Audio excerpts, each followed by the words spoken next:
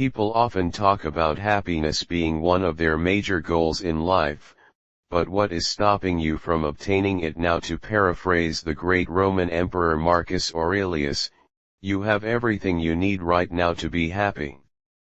The happiness of your life depends upon the quality of your thoughts, therefore, guard accordingly, and take care that you entertain no notions unsuitable to virtue and reasonable nature. Marcus Aurelius.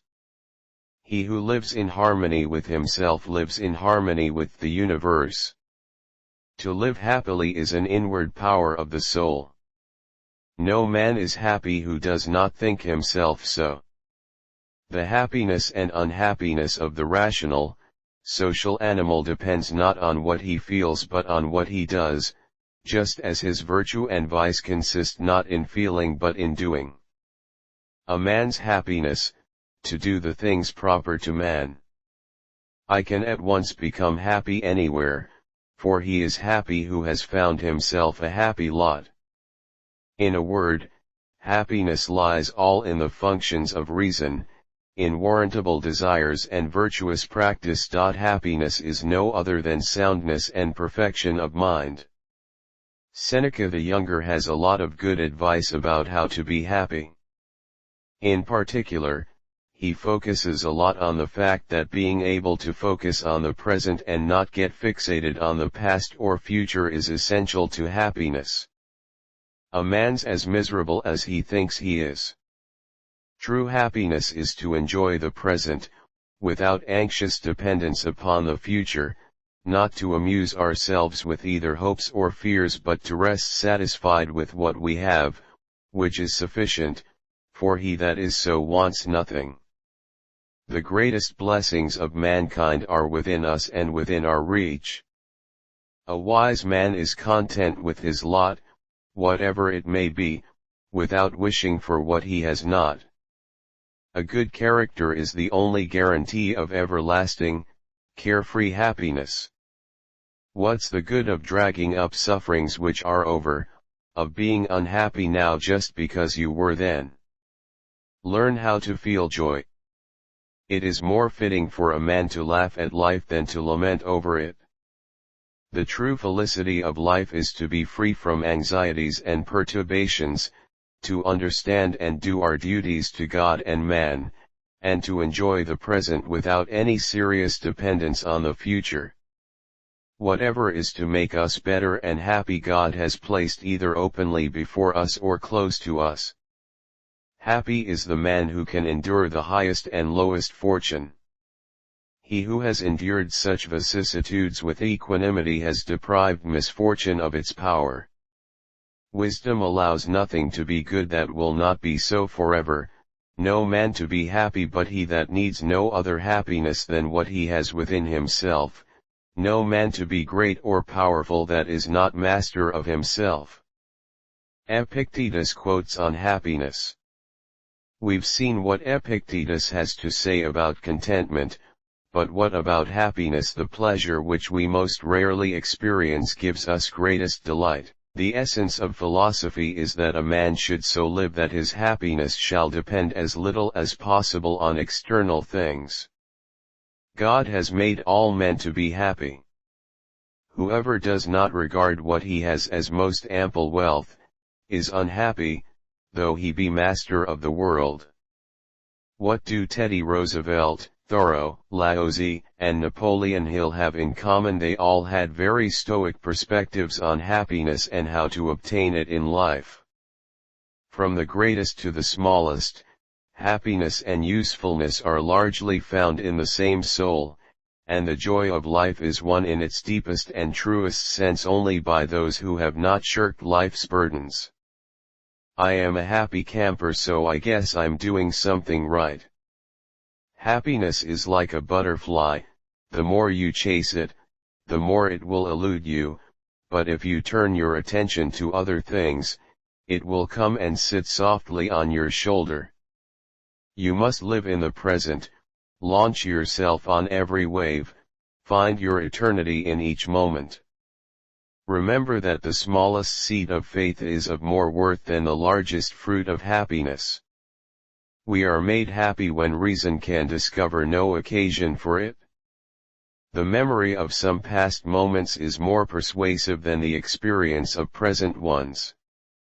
There have been visions of such breadth and brightness that these motes were invisible in their light. Happiness is a perfume you cannot pour on others without getting some on yourself. Until you have learned to be tolerant with those who do not always agree with you, until you have cultivated the habit of saying some kind word of those whom you do not admire, until you have formed the habit of looking for the good instead of the bad there is in others, you will be neither successful nor happy. Happiness is found in doing, not merely possessing. Success in its highest and noblest form calls for peace of mind and enjoyment and happiness which come only to the man who has found the work that he likes best. The happiest man is he who learns from nature the lesson of worship. To fill the hour that is happiness. The crowning fortune of a man is to be born to some pursuit which finds him employment and happiness, whether it be to make baskets, or broadswords, or canals, or statues, or songs. Health, south wind, books, old trees, a boat, a friend. The way to happiness is, keep your heart free from hate, your mind from worry. Live simply, give much. Fill your life with love. Do as you would be done by. Thousands of candles can be lighted from a single candle. Happiness never decreases by being shared. May everyone be happy and safe, and may their hearts be filled with joy. In our lives, change is unavoidable, loss is unavoidable. In the adaptability and ease with which we experience change, lies our happiness and freedom. Happiness comes when your work and words are of benefit to others.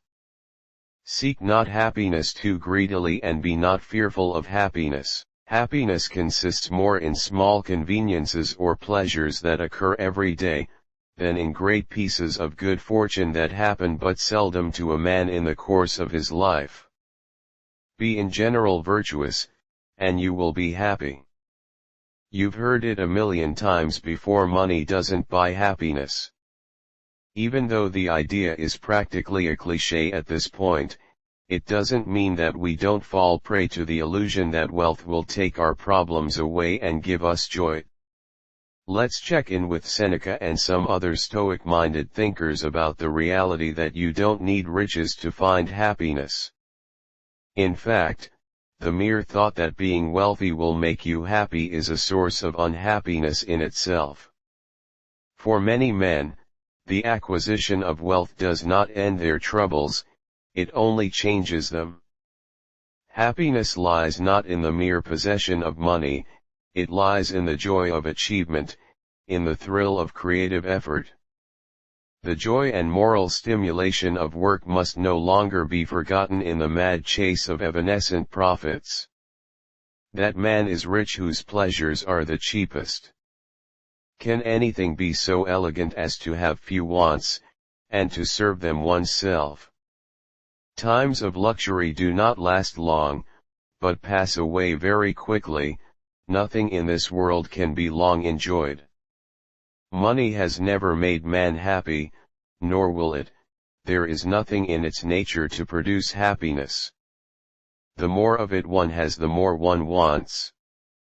If you teach a poor young man to shave himself, and keep his razor in order, you may contribute more to the happiness of his life than in giving him 1,000 guineas. If I knew a miser, who gave up every kind of comfortable living, all the pleasure of doing good to others, all the esteem of his fellow citizens, and the joys of benevolent friendship, for the sake of accumulating wealth. Poor man, said I, you pay too much for your whistle. Our first mistake is the belief that the circumstance gives the joy which we give to the circumstance. It is easy to spend our whole lives being afraid. Afraid of death, afraid of pain, afraid we won't have enough money, afraid of commitment, afraid of heights. Whatever your particular flavor of fear is, it's worth noting that being afraid of just about anything will get in the way of your ability to be fully happy.